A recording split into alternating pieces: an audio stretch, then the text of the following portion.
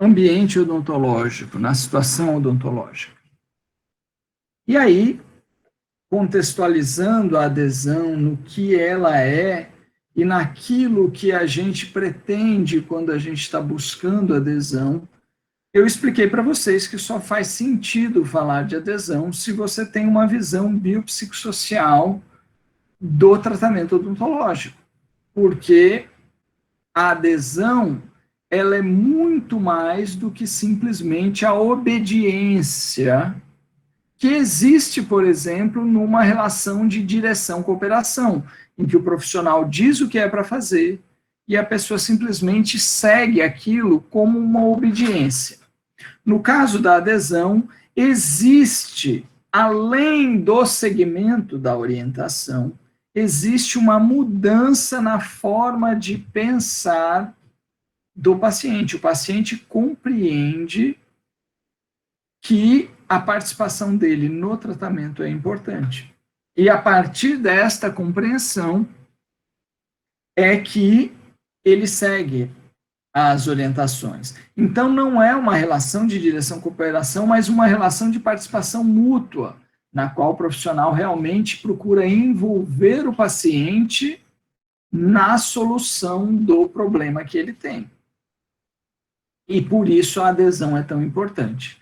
E nós falamos, então, que a adesão ela só pode se apresentar, o paciente só vai aderir de fato ao tratamento se nós tivermos 3 elementos presentes, 3 aspectos presentes, que é a satisfação do paciente com o atendimento, com o tratamento que ele está recebendo, a compreensão do paciente daquilo que está sendo explicado para ele e a memorização daquilo que foi explicado.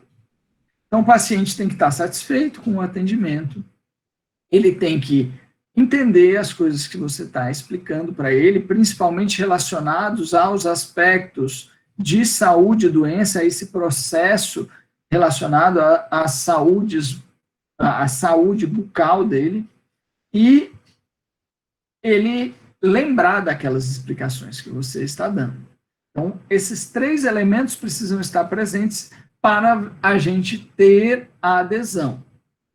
E por isso, como a gente está buscando a adesão, a gente precisa de estratégias que permitam que o paciente esteja satisfeito com o atendimento, permita que o paciente entenda o que você está falando e permita que o paciente memorize o que você está falando. Para isso, a gente falou da importância, da relevância de uma boa comunicação. Nós vimos 5 habilidades que são importantes para o profissional ter uma boa comunicação com o paciente. E a partir dessas 5 habilidades, a 5ª habilidade foi a coerência comunicacional. E quando a gente fala de coerência comunicacional, a gente está falando de canais de comunicação, do alinhamento, da coerência que precisa haver entre as mensagens transmitidas pelos diferentes canais de comunicação.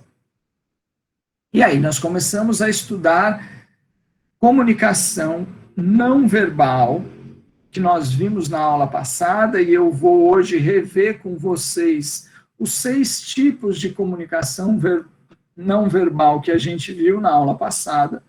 E nós temos também a comunicação verbal, que é a ênfase que eu vou dar na aula de hoje.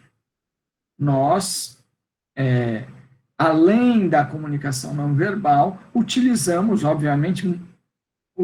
também a comunicação verbal. E a gente tem que saber de que maneira utilizar essa comunicação verbal para eu fazer estar presente aqueles 3 elementos: satisfação, compreensão e a memorização do paciente. Então, rapidinho aqui, vamos falar um pouco a respeito dos tipos de comunicação não verbal que a gente falou na aula passada.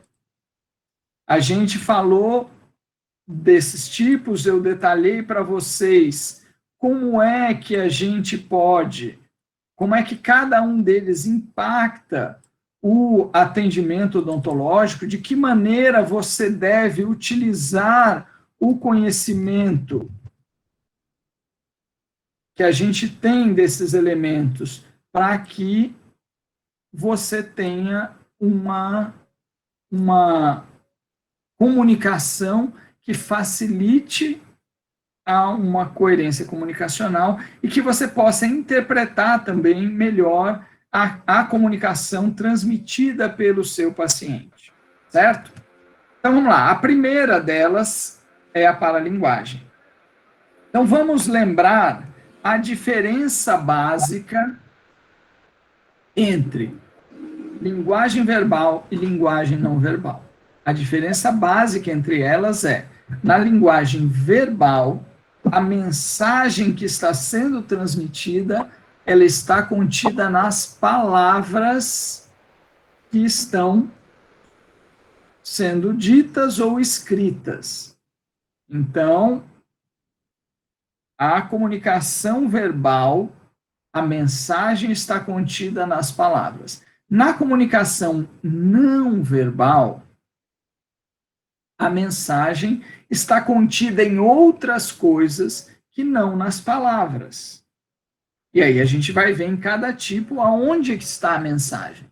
No caso específico da paralinguagem, o nome mesmo já sugere para a gente paralinguagem, paralelo à linguagem. A paralinguagem é um tipo de comunicação não verbal que só existe junto com a comunicação verbal.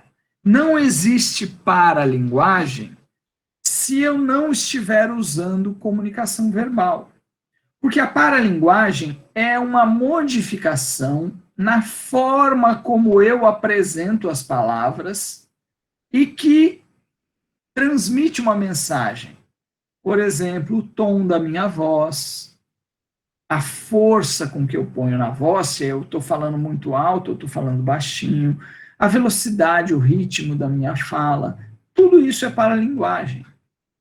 Se eu estou escrevendo uma mensagem, se eu uso só caixa alta, eu transmito uma mensagem também que eu estou gritando, né? Na linguagem por escrita, por exemplo, na linguagem que se usa em redes sociais. Então, a paralinguagem é uma linguagem que existe paralela à linguagem verbal.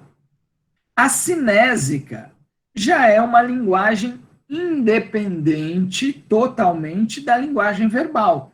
A cinésica é o que se chama a linguagem do corpo, que envolve tanto o posicionamento do meu corpo, eu posso estar parado e o meu corpo transmite uma mensagem. Por exemplo, eu vejo aí uma pessoa assistindo aula assim.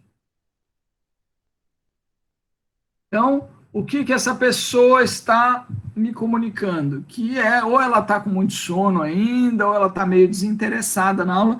A posição do corpo dela me comunica algo. Claro que esse algo está sujeito a uma interpretação, não é algo muito direto. Né? Se eu vejo uma pessoa assim, de braço cruzado, assim, eu não sei se a câmera aqui está, braço cruzado, só a posição da pessoa já me comunica algo. Então, a expressão do rosto, eu estou falando alguma coisa, a pessoa está assim. Então, é independente de palavras. Então, a linguagem, a cinésica, é uma linguagem não verbal que ela não depende de eu estar usando linguagem verbal, diferente da paralinguagem. A paralinguagem, ela não existe se eu não estiver usando uma linguagem verbal. Muito bem, então, a cinésica, ela envolve a expressão facial, ela envolve os movimentos, ela envolve esses gestos. Enquanto eu estou falando com vocês, eu estou aqui gesticulando com a minha mão. Então, tudo que o meu corpo, tanto eles estando parado como em movimento, tudo que o meu corpo comunica é cinésica. E aí a gente falou da importância da cinésica como comunicação em uma via de mão dupla, tanto para eu, enquanto profissional, ter uma consciência maior da minha linguagem corporal, para que eu não fique transmitindo mensagens que são conflituosas, ou seja, eu estou falando uma coisa e meu corpo está dizendo outra. Eu estou falando, querendo transmitir confiança com as minhas palavras, mas os meus gestos são de, sei lá se vai dar certo, né? Então, para isso que é importante nós termos aquele interesse sincero em ajudar, para isso que é importante eu saber o que eu estou fazendo de verdade, porque senão eu estou falando uma coisa para o paciente, mas é sujeito a minha linguagem corporal denunciar que eu estou incerto, que eu estou em dúvida, que eu estou inseguro. Então é importante a gente sempre ser verdadeiro, não só na nossa intenção, mas no nosso preparo para aquilo que a gente está fazendo. E além disso, conhecer cinésica é importante para o dentista, porque em muitas situações o paciente não vai verbalizar algumas coisas. Verbalizar que ele está com medo, verbalizar que ele está nervoso, verbalizar que ele está com dor. Às vezes, o paciente, durante o procedimento, você vê, conforme você vai removendo o tecido cariado, ele vai contraindo a sobrancelha. É um sinal de que ele está sentindo alguma coisa ali. Então, é importante também para o dentista, além de controlar a própria cinésica, que o dentista preste atenção e procure interpretar a linguagem corporal do paciente, para poder perceber mensagens que o paciente não está dizendo, mas que o corpo dele está dizendo. Quando você faz isso, aumenta a confiança do paciente em você, porque, de certa forma, ele percebe que você está tendo uma atenção extra com aquilo que ele está sentindo, com as emoções e com o conforto dele durante o procedimento. A terceira linguagem não verbal que a gente estudou foi a tassêsica, e eu vou falar junto da tassêsica e da prosêmica, que a gente falou na sequência uma da outra, porque a relevância dessas duas linguagens não verbais é parecida, são coisas separadas. Tassêsica é a linguagem do toque, prosêmica é a linguagem da ocupação do espaço, quão próximo ou quão afastado eu estou fisicamente das outras pessoas. E aí um alerta para vocês, para a prova, alerta. São muitos nomes de linguagem não verbal, nomes que têm o mesmo tipo de acentuação, né? Tassêsica, prosêmica, cinésica. E, então você tende a confundir essas palavras. São palavras novas para você. Então, quando você estiver estudando, dê uma atenção para entender cinésica, que é a linguagem do corpo, tassêsica, que é a linguagem do toque, prosêmica, que é a linguagem do espaço, da proximidade. Então, tassêsica e prosêmica são linguagens não verbais relacionadas uma ao toque e a outra à proximidade e que servem para nós, dentistas, o conhecimento delas serve para que a gente tome cuidado. Cuidado ao tocar o paciente e cuidado na aproximação. Para que tanto a nossa proximidade, por exemplo, às vezes você está tão focado em resolver alguma coisinha, um detalhe no procedimento, que você não percebe que você está muito próximo ao rosto do paciente. Para ele, às vezes você está lá com isolamento, tem gente que nem lembra que tem uma pessoa ali atrás, né, daquele procedimento. Mas para o paciente, ele percebe que tem alguém muito perto do rosto dele, e isso às vezes é sujeito a causar um constrangimento ou despertar sentimentos, pensamentos que não devem ser despertados naquela relação profissional-paciente. Então, conhecer Tassesic e conhecer Prosêmica serve para o profissional ter um cuidado. Sempre que for tocar, prestar atenção onde está tocando. Se for um local que precisa ser tocado, por exemplo, num exame de palpação extrabucal, avisar, explicar por que vai fazer, para que esse tipo de toque ou de proximidade não gere situações que potencialmente são constrangedoras ou entendimentos por parte do paciente de coisas que não são sua intenção provocar ali naquele ambiente profissional, ok? Falamos então da aparência profissional, de como a nossa aparência comunica algo para as pessoas, não é mesmo?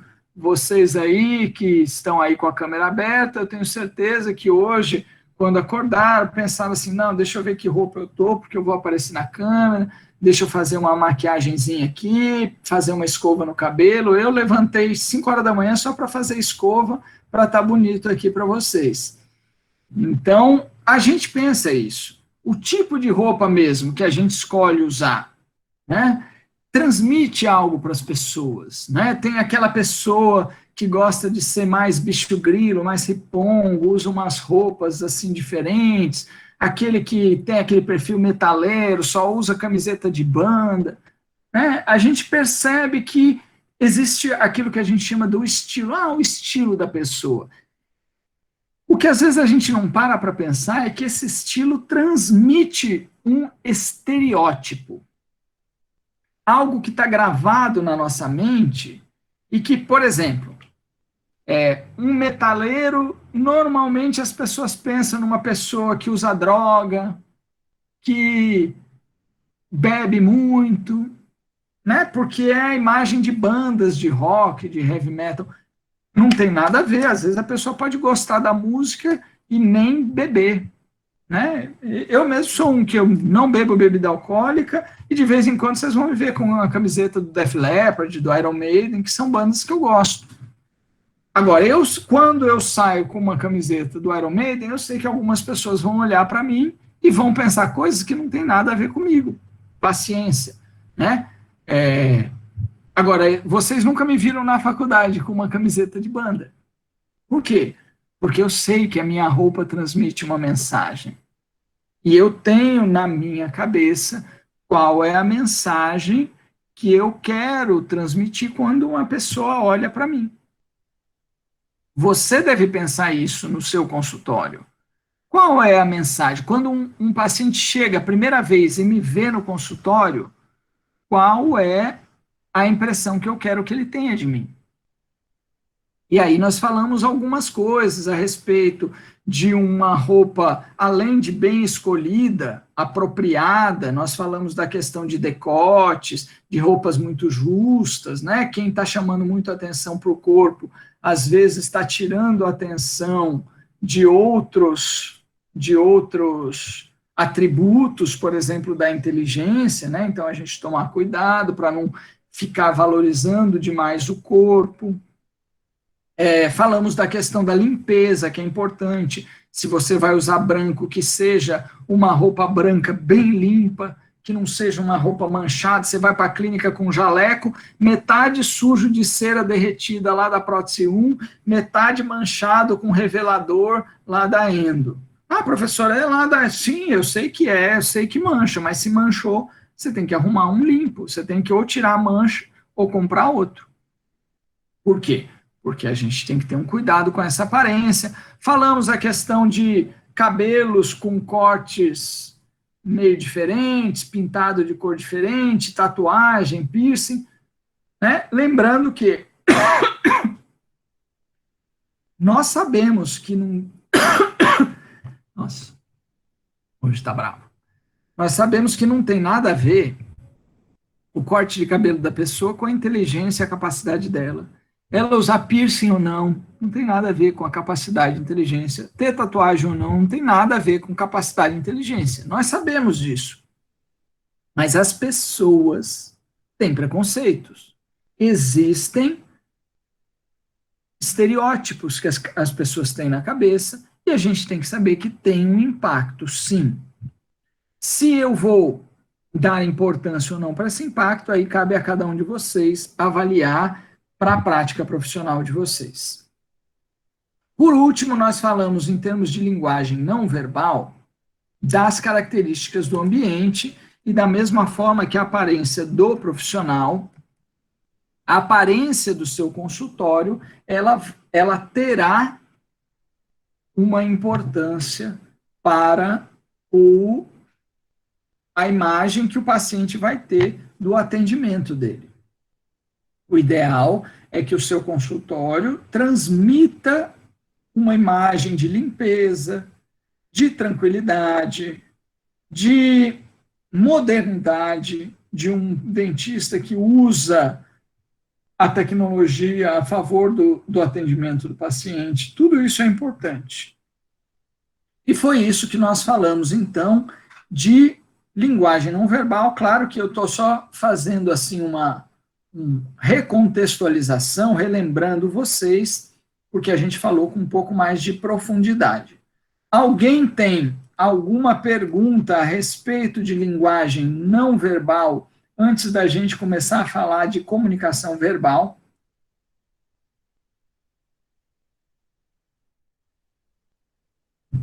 Então vamos lá.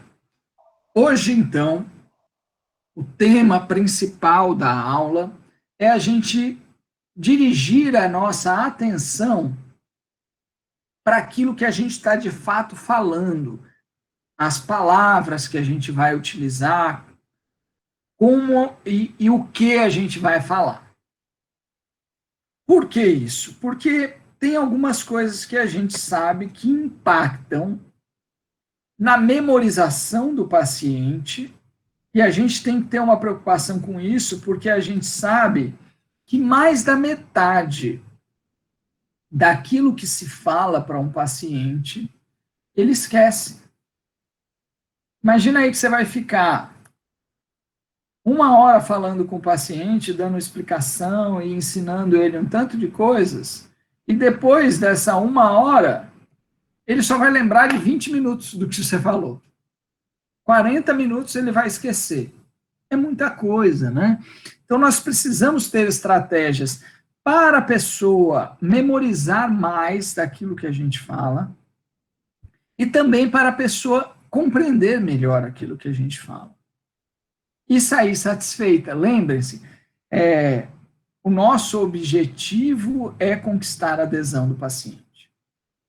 Então, a primeira coisa que você tem que ter cuidado, porque às vezes a maneira como a gente entende que deve ser feito a instrução de higiene bucal, às vezes sobrecarrega o paciente com um número, uma quantidade de informação muito grande. Tem profissionais, tem alunos que quando estão falando com o paciente, fazendo instrução de higiene oral, despejam em cima do paciente o conhecimento que eles levaram um semestre todo, a disciplina toda de cariologia para aprender, eles despejam em 20 minutos de conversa. Como é que o paciente vai se lembrar disso? Então, uma regra básica em relação à quantidade de informação é: quanto menos informação você transmitir, maior será a assimilação do paciente.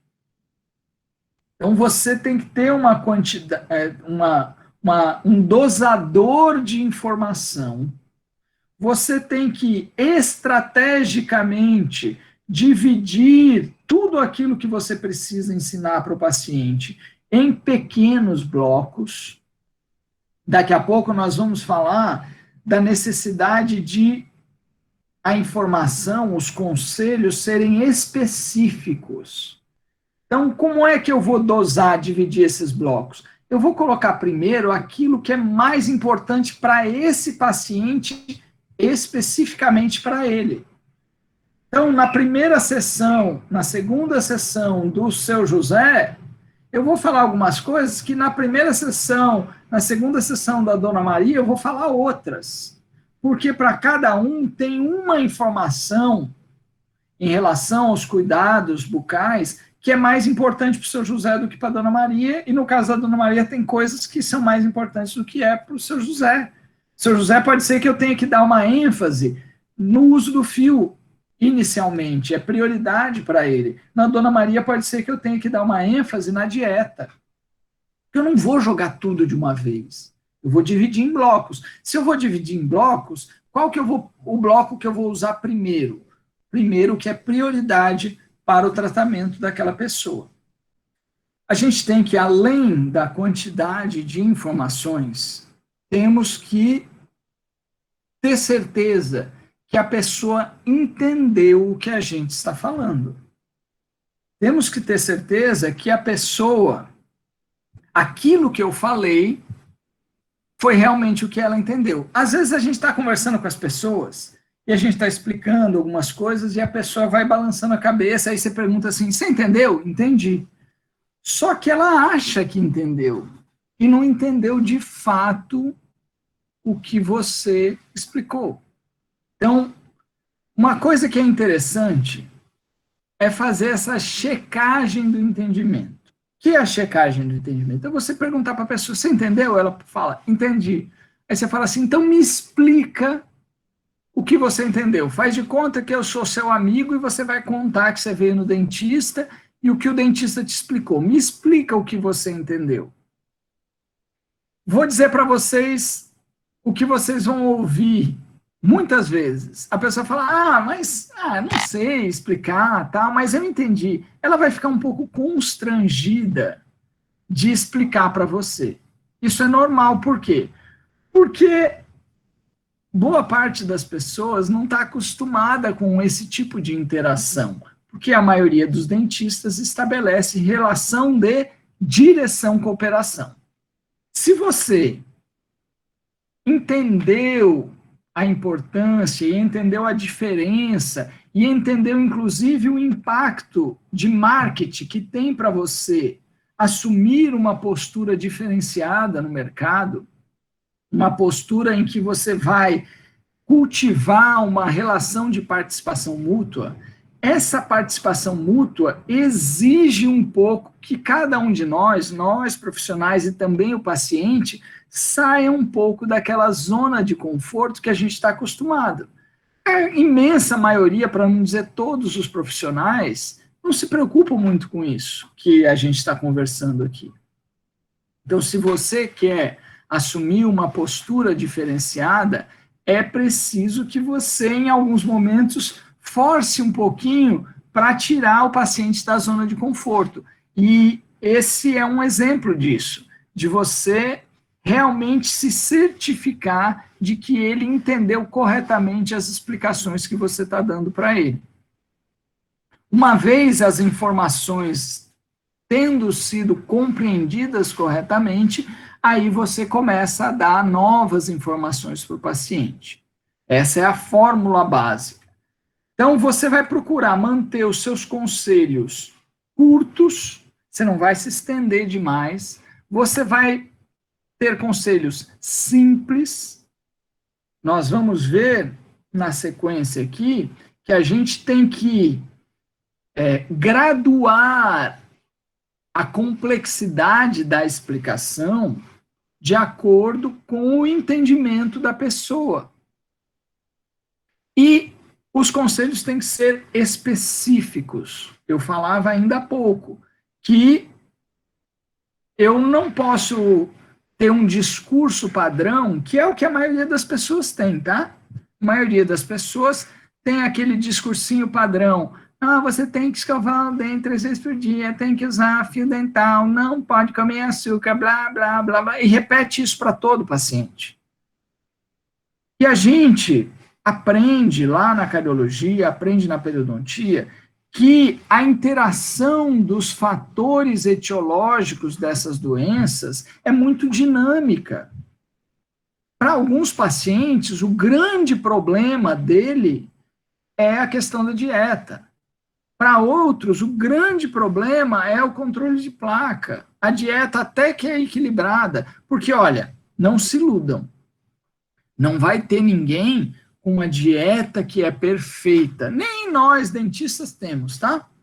O que a gente tem? A gente tem um equilíbrio. A gente faz um bom controle de placa, tem uma boa dieta, e isso faz com que a gente tenha um ambiente compatível com saúde bucal.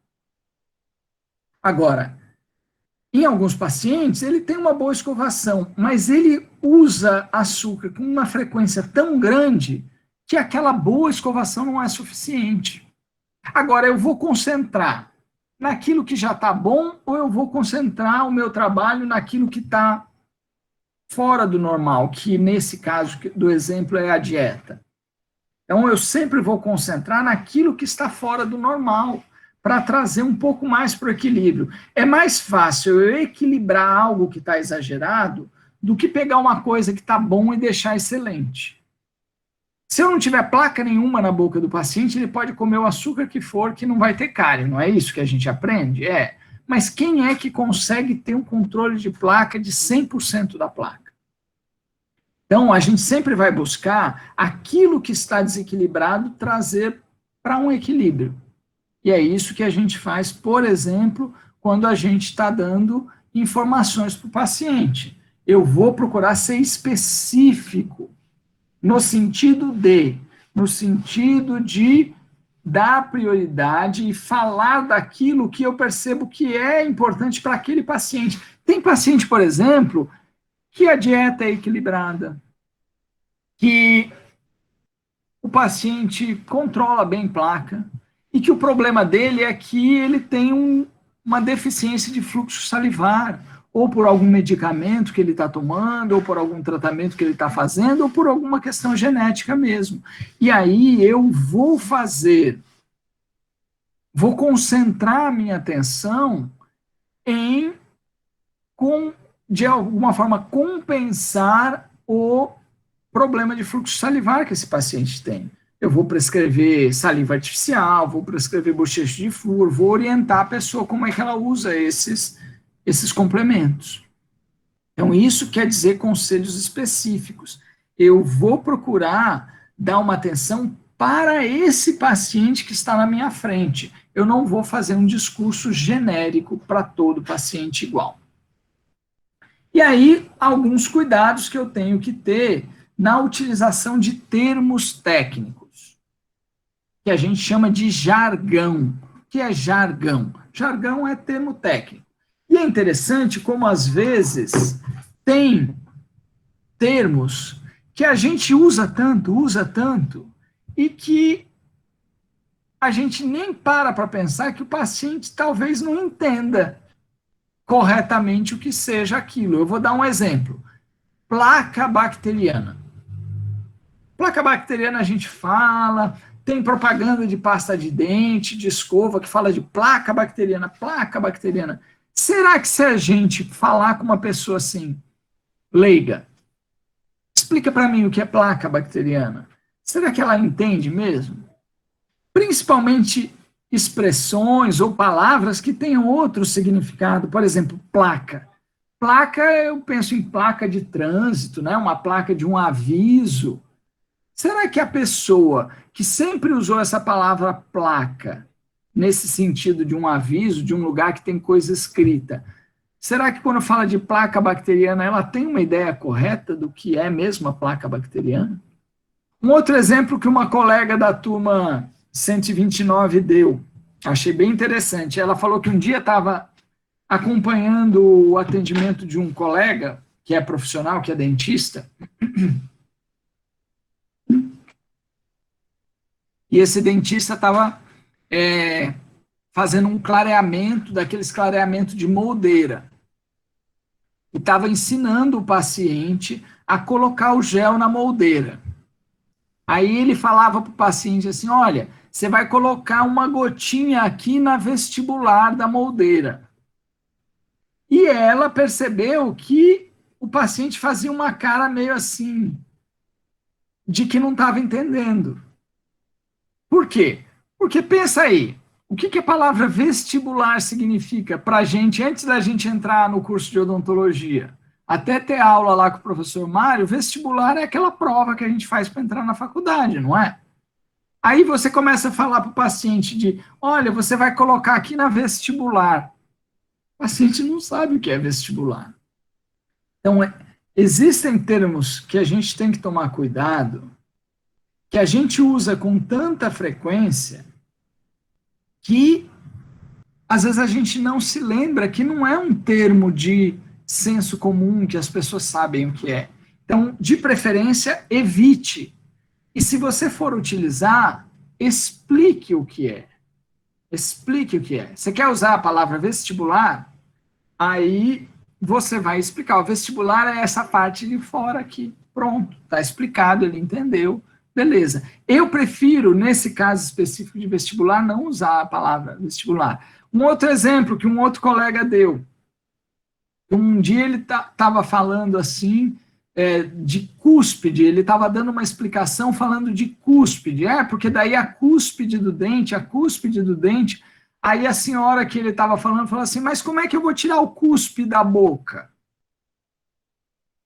Porque ele estava falando de cúspide e ela estava entendendo que era de cuspe, de saliva. Então, para vocês verem como às vezes a gente nem imagina, mas tem coisas que estão se passando na cabeça do paciente que a gente acha que a pessoa está entendendo. Se essa senhora não tivesse perguntado, se fosse uma pessoa mais quieta, ia entender errado o que a gente estava falando com ela, né? Então a gente sempre vai adequar as nossas palavras ao grau de entendimento da pessoa.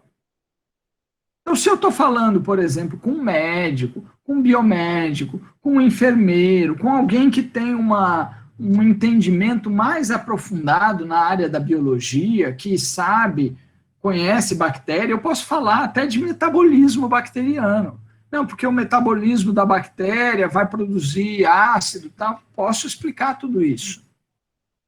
Mas se eu estou falando com uma pessoa, por exemplo, que é um advogado, um engenheiro, ou uma pessoa que não tem estudo, eu vou adequar as minhas palavras para coisas, para um vocabulário mais leigo, para que a pessoa me entenda.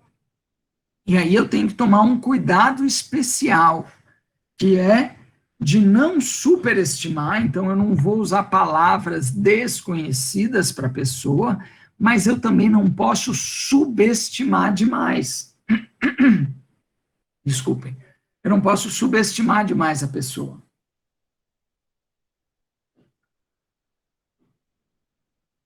Tratar a pessoa como se a pessoa tivesse uma deficiência mental. Né? Às vezes a gente vê uma pessoa atendendo um paciente, que é um paciente mais simples, que não tem estudo, que não foi à escola, por exemplo, que é analfabeto, ou que não tem nem primeiro grau, e a pessoa fala com o paciente como se o paciente tivesse alguma deficiência mental. Então a gente tem que saber separar as coisas.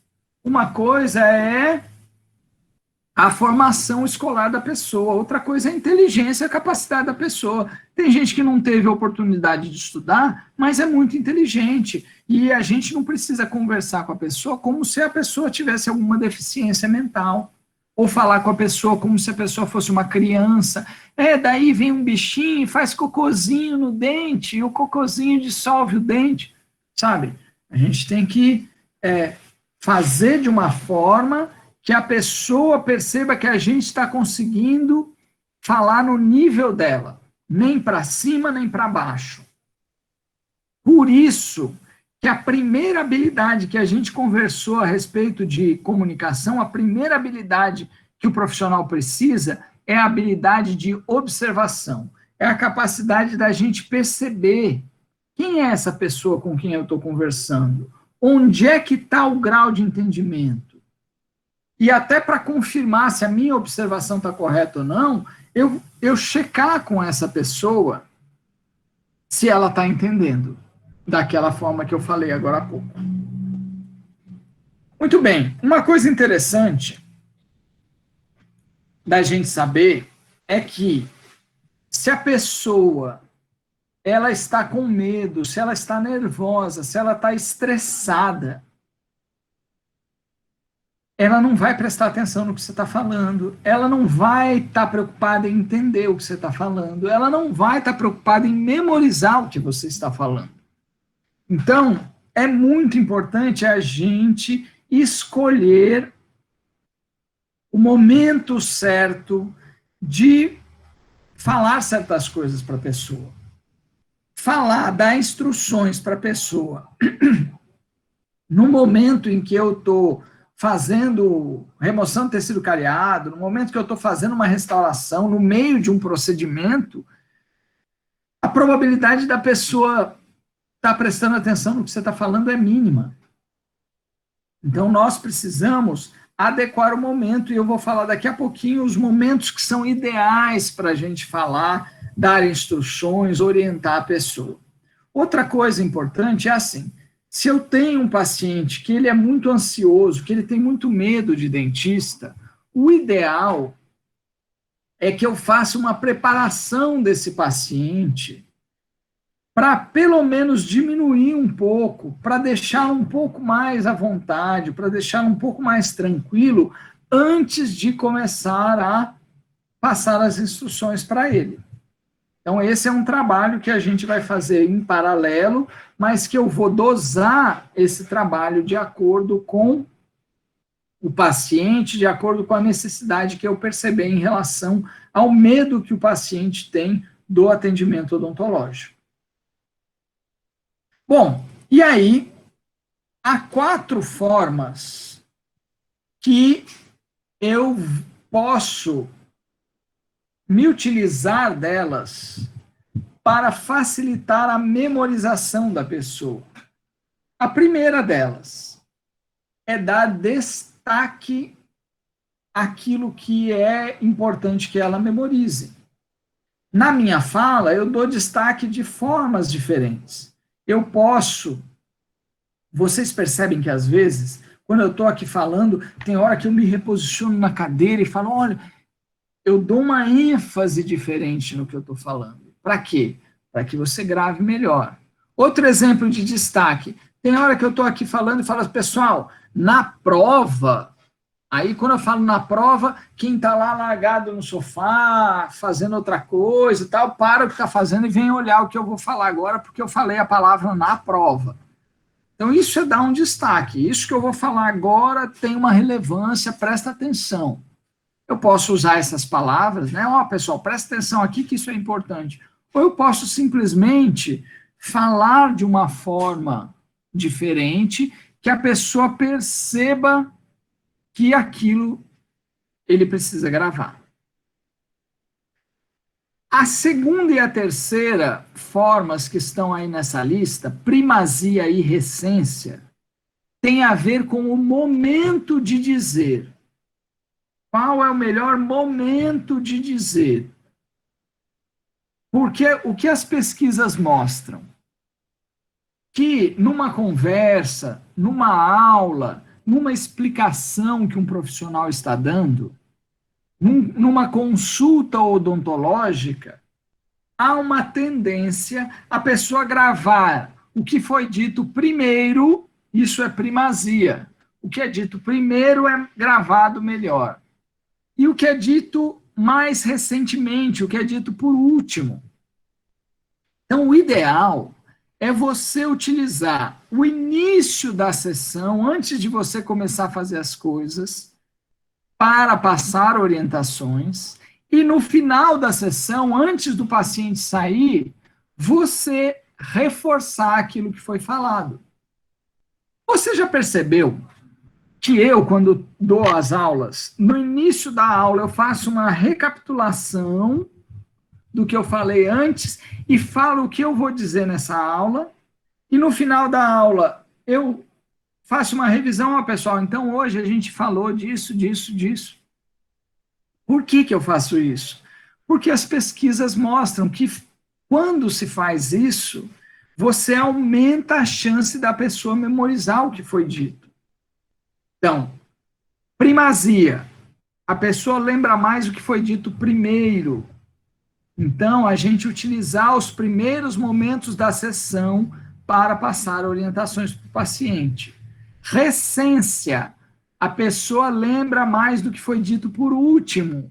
Então, antes da pessoa sair do consultório, eu vou falar para ela aquilo que ela precisa lembrar durante a semana. E mais, que aí é a quarta forma. Eu vou passar por escrito algumas coisas. Eu vou fazer uma listinha de algumas coisas que a pessoa precisa lembrar. Então, na hora do paciente sair, então, por exemplo, hoje eu dei uma orientação para a pessoa de uso de fio dental. Então, na hora dela sair, eu vou passar por escrito um negocinho que eu tenho já pré-preparado com orientações básicas de uso de fio, quantas vezes por dia, qual o melhor horário para ela usar, qual a forma correta de usar. Falou, então lembrando que você tem que dar uma atenção no uso de fio dental, está aqui para você se lembrar de algumas coisas importantes. E ela sai do consultório, além de tudo, levando algo por escrito, como se fosse um receituário. Quando você prescreve o medicamento, você dá um receituário explicando como é que ela vai usar. Se você passou uma orientação, como é que ela vai fazer bochecho de flúor, você vai prescrever lá o flúor, falar como é que ela vai usar. Então é a mesma coisa. Você vai prescrever para ela ter uma atenção na escovação dos dentes posteriores. Então você passa por escrito, lembrar de ter uma atenção durante a escovação nos dentes de trás, principalmente no lado de dentro dos dentes, que tem ficado muita placa. Você passa por escrito, para ela ter alguma coisa que ela leva para casa e vai se lembrar um pouco melhor. Ok? Beleza. Se a gente se lembrar do início da aula de relação profissional-paciente, nós falamos sobre a posição de submissão e vulnerabilidade que o paciente ocupa durante o atendimento. E lá eu fiz uma observação para vocês, chamei a atenção para um aspecto que é a percepção de controle. É a sensação que o paciente tem de que ele tem controle daquela situação na qual ele está envolvida.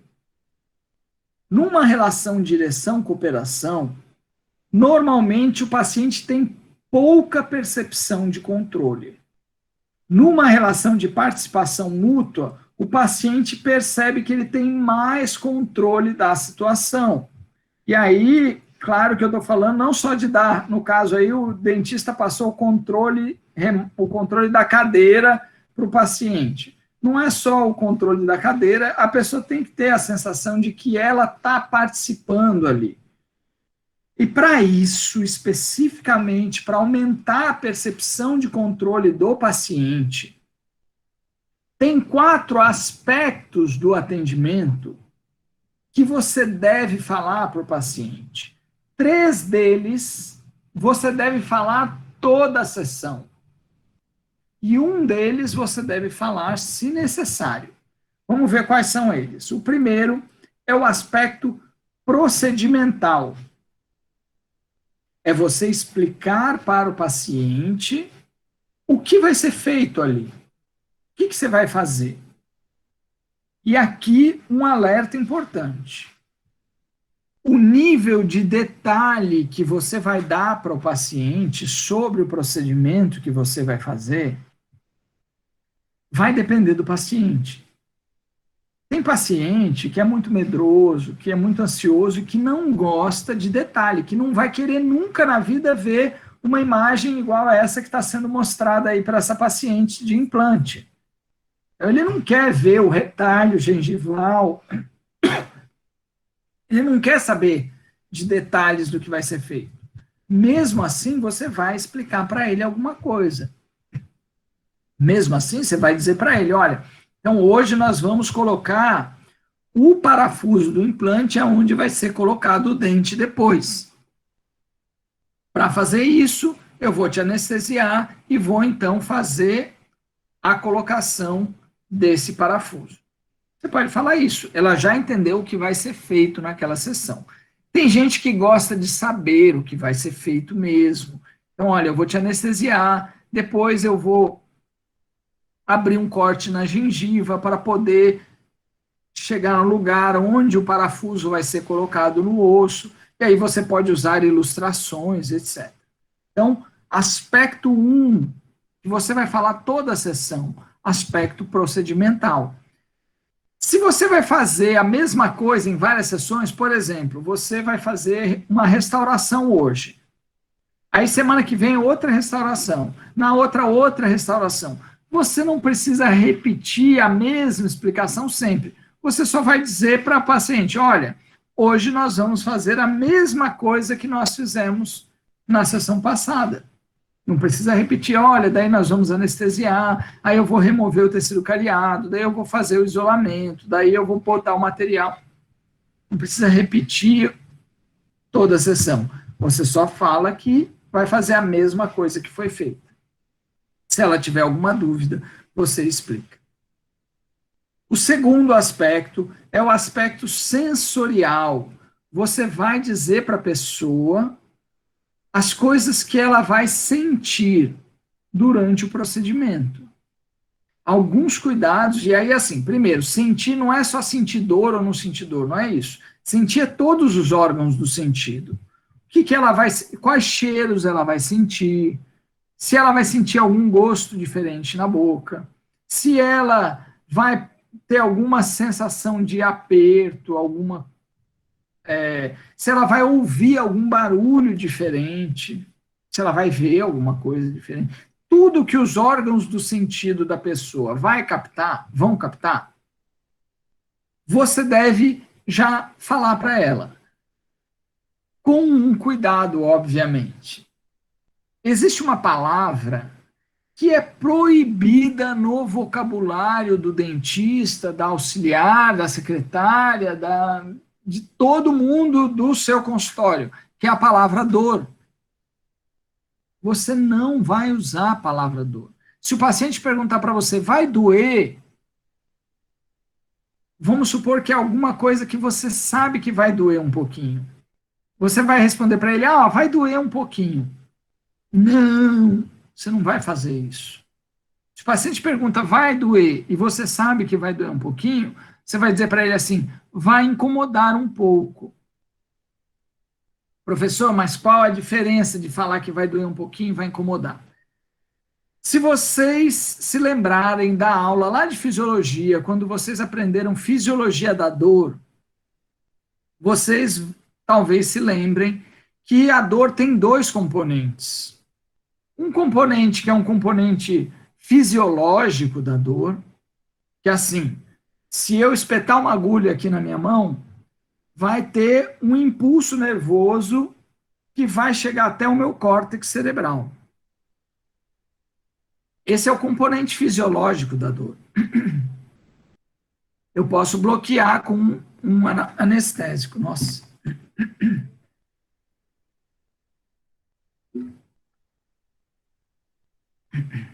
Eu posso bloquear com um anestésico. Mas se eu não bloquear, ele sempre vai passar e chegar no córtex. O outro componente é um componente afetivo da dor. E esse componente, ele é milhares de vezes mais importante para aquilo que o paciente sente, para o sofrimento dele. Tanto é que, quando a gente faz hipnose com uma pessoa, se eu causo uma anestesia na mão da pessoa, espeto uma agulha na mão da pessoa, eu não estou bloqueando o impulso nervoso. Não é possível, com hipnose, bloquear o impulso nervoso como a gente faz com um anestésico. O bloqueio farmacológico, ele acontece. Com hipnose não acontece um bloqueio farmacológico, o impulso ele vai chegar até o cérebro. A diferença é que eu transformo o componente afetivo da dor. E a pessoa não sente dor. Para vocês verem a importância do componente afetivo. Então, quando eu falo de dor, normalmente a pessoa associa a algo que causa sofrimento. Se eu falo de incômodo, a pessoa vai pensar em algo que é chato. É uma coisa chata, uma coisa que incomoda. Uma coisa que dói é uma coisa que causa sofrimento. Então, essa pequena diferença de palavra tem uma grande diferença no que a pessoa vai de fato sentir. Tá? O terceiro aspecto é o aspecto comportamental. Eu vou dizer para a pessoa o que é que eu espero do comportamento dela.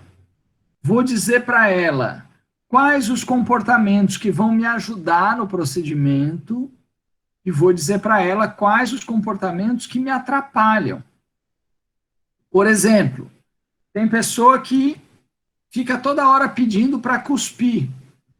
Então, tem momentos do atendimento que eu tenho que dizer para ela, olha, eu vou precisar que você fique deitado.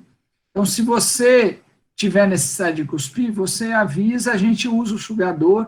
Então, você vai limitar o comportamento do paciente, dizendo para ele aquilo que é esperado dele durante aquilo que você está fazendo. Esse é o aspecto comportamental. Esses três aspectos, procedimental, sensorial, comportamental, você vai dizer para o paciente em todas as sessões.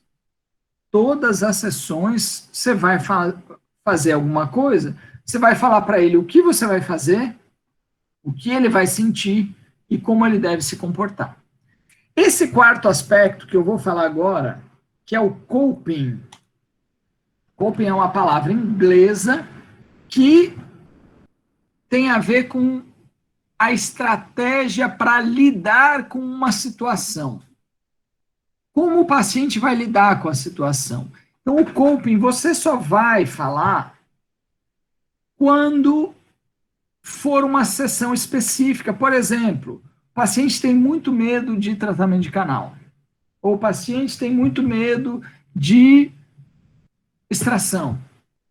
Ou o paciente tem muito medo de anestesia. Então, você só vai utilizar o coping, você só vai falar de coping quando for uma sessão, quando for um momento que o paciente vai precisar. Porque o que você vai falar no coping? São estratégias para que ele possa se sentir um pouco melhor durante aquele momento que para ele é ansiogênico, que para ele desperta sentimentos de tensão, de estresse, de medo. Então, isso pode ser uma técnica de relaxamento, pode ser uma técnica de respiração, pode ser, por exemplo, uma estratégia de distração. Você pode, hoje em dia, existem alguns óculos que a pessoa coloca assim para assistir filme durante o atendimento, ou você colocar um monitor de TV no teto do consultório e o paciente fica assistindo algum filme. Então, tudo que puder facilitar o enfrentamento de situações que para o paciente são difíceis, tudo isso são técnicas de coping. E você vai utilizar em situações específicas. Nem toda sessão você vai precisar falar de coping, mas toda sessão você vai falar de aspecto sensorial, de aspecto procedimental e de aspecto comportamental. Ok? Então, lembrando que tudo isso a gente está falando de comunicação verbal e a gente falou de diversas coisas que têm como objetivo principal trazer uma satisfação para o paciente, fazer com que ele entenda melhor o que nós estamos dizendo, explicando, e que ele memorize aquilo que foi explicado. Porque a adesão do paciente, ela envolve uma mudança na forma de entender, de compreender, de pensar a respeito das doenças bucais. Então, a pessoa precisa entender o papel dela na prevenção e na promoção de saúde bucal.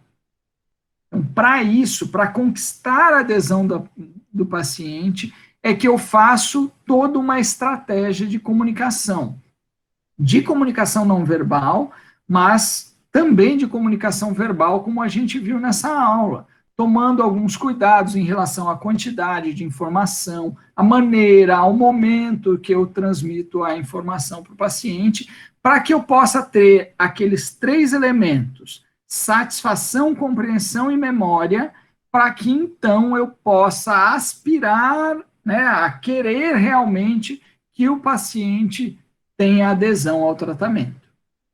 Beleza? Rodrigo, Diga. então, em casos de pacientes que têm muita ansiedade ou então muito medo, essa estratégia, esse aspecto de coping seria utilizado em praticamente todos os atendimentos até que ele se sinta à vontade, né? Correto, correto. Em pacientes que têm um medo exagerado, a gente vai utilizar praticamente em todas as sessões. Para alguns pacientes que têm medo de algumas questões pontuais, eu só vou utilizar naqueles momentos em que o medo está mais presente. Mais